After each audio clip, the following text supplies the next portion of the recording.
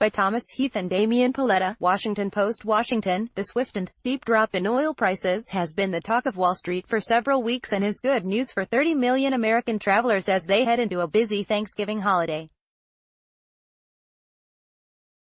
But the dramatic decline cuts both ways, with several energy firms big and small seeing their stock prices fall even as President Donald Trump cheers the lowest oil prices in more than a year.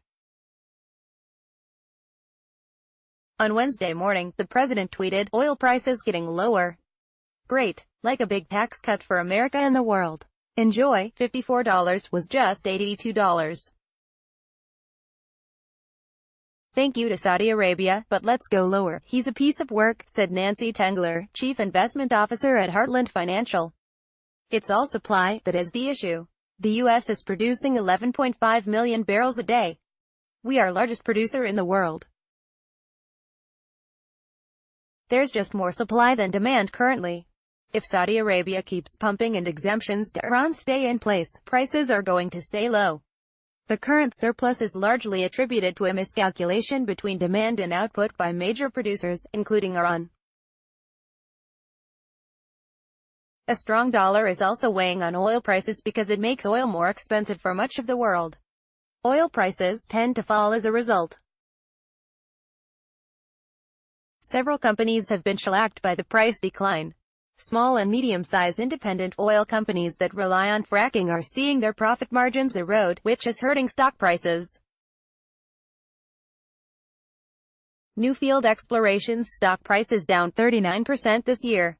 PDC Energy shares are off about 30%. Oasis Petroleum is down 14%, and Apache Corp has declined about 20%. Benchmark Brent crude and West Texas Intermediate both saw big price drops Tuesday, but rallied Wednesday despite a report that crude stockpiles rose by nearly 5 million barrels last week. West Texas Intermediate was up more than 3% at $55.29 at 1 p.m. Benchmark Brent was up 2.2% at $63.94. Both are down more than 20% from their highs in early October. The magic number is $50 per barrel. Much below that and companies start really hurting. Oil entrepreneur Harold Hamm of Continental Resources has been one industry executive Trump has relied on for advice. In an interview in January, Hamm said that, "I'm not thinking at all that we'll see extreme prices in the future around $80 or $90 a barrel. That's not in the interest of producers around the world. We're not trying to do that, and OPEC's not thinking that either." When you read their rationale, it's based on a healthy market. Hamm said that break-even costs for U.S. shale oil producers were as low as $35 a barrel and some as high as $45 or $50. But initially when OPEC started to flood the market, they thought high-cost production meant $70 in a lot of these geological plays, he said. What they quickly found out was that that was really wrong. That number kept falling. They realized these guys could compete with us. That's when they had to reverse their tactics. Frank Verrastro, an oil expert at the Center for Strategic and International Studies, said he anticipates more oil price volatility until the DEC 6 meeting of the Organization of the Petroleum Exporting Countries, where he believes the cartel will cut production as it searches for a price close to $80 a barrel. In the meantime, he said, money managers are waiting for an event that will catalyze a change in price, whether it is a supply disruption, a geopolitical event or news that demand is stronger than thought. Verrastro said the president has his mind on one thing, keeping oil prices low, which is a huge boost to consumers. The president is thinking, "Happy Thanksgiving. I give you lower prices," Verrastro said. U.S. giants Chevron and ExxonMobil saw their shares climb Wednesday, but both are down about 10% in 2018. Oil is a boom and bust business. The price drops when supply exceeds demand. Producers pull back and slow production as a result of the price squeeze. When demand exceeds supply, producers start drilling again and the cycle picks up again. The United States is the world's biggest oil consumer at about 21 million barrels a day of the 100 million barrels produced daily worldwide.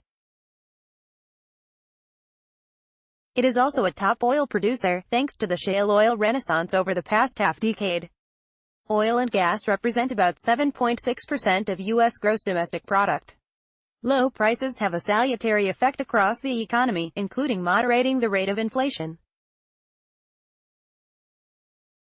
By helping to keep inflation low, low oil prices can stem the rise of interest rates, including for mortgages and auto purchases. Oil prices dove quickly Tuesday on Trump's endorsement of strong ties to oil swing producer Saudi Arabia, the de facto OPEC leader under fire for the October killing of journalist Jamal Khashoggi, a contributing columnist for The Washington Post. Saudi Arabia's willingness to maintain production is crucial to keeping oil prices low and the president happy. The oil giant was contemplating a cut in production at the December OPEC and non-OPEC meeting, which could raise prices. Trump has repeatedly tried to insert himself into key economic decisions made by others, and has been particularly incensed about interest rates and oil prices. He believes low interest rates and low oil prices will help boost the economy, though he often dismisses concerns that White House interference in these decisions could distort markets. For months, Trump pressured OPEC to lower oil prices, even jawboning the coalition on Twitter. "Looks like OPEC is at it again," he wrote.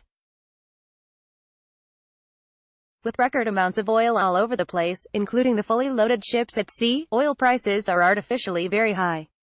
No good and will not be accepted. Trump has imposed severe economic sanctions against Iran, which limit the ability of other countries to buy Iran's oil.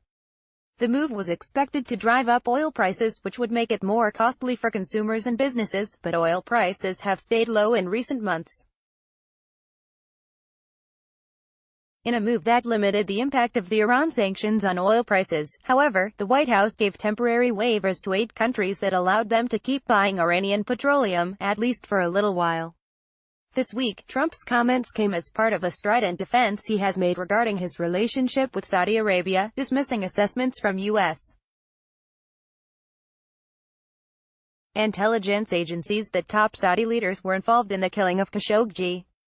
Last year, Trump praised the economy's performance, particularly the run-up of the stock market. As the market has hit turbulence, however, Trump has found other things to highlight. Energy has been one of the hardest hit sectors in the Standard. The sector slipped 3.29% Tuesday, the steepest of all 11 sectors. The Washington Post's Stephen Muffson contributed to this report.